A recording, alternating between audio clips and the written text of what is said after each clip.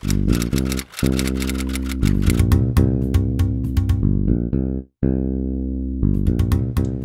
I think the biggest factor was the environment I found myself in when I came here.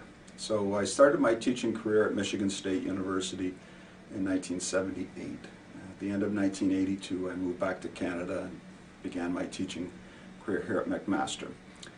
I was mentored by a man named Don Woods, who was chair of the department at that time, who I'd heard about and knew about. Indeed, he recruited me to come to McMaster. So I found myself in an environment that promoted teaching, and that was extremely important to me.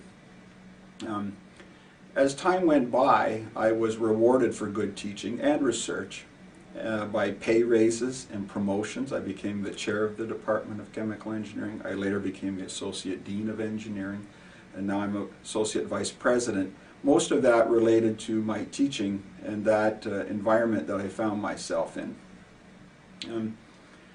When I became the chair of the department, though, I thought it was important to keep that environment going and to create a mentorship program for new faculty members in chemical engineering. And so I did that, and one of my mentors, unfortunately they both left the university, but a young woman, Elizabeth Edwards, went on to be a professor at the University of Toronto. She moved there. She was a prof here. And I was at a function with Elizabeth a couple of years ago, and she came up to me and said, "You taught me how to teach." And I found that just very, very rewarding. I'd worked with her a lot. We team taught a course. She would go to my lectures, I would go to hers, and then we would comment on each other's styles, and so I found that comment very rewarding. Another young man I mentored was Andy Rymack, and I mentored Andy in a number of ways, both teaching and research, and now Andy is the Dean of Engineering at Western Ontario.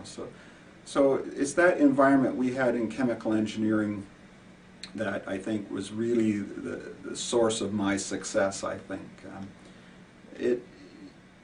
I was rewarded for it. Of course, I had to do my research as well and publish papers and all those sorts of things. But it was never told to me that, well, no, you can't, don't be a good teacher like that. That won't help you in any way.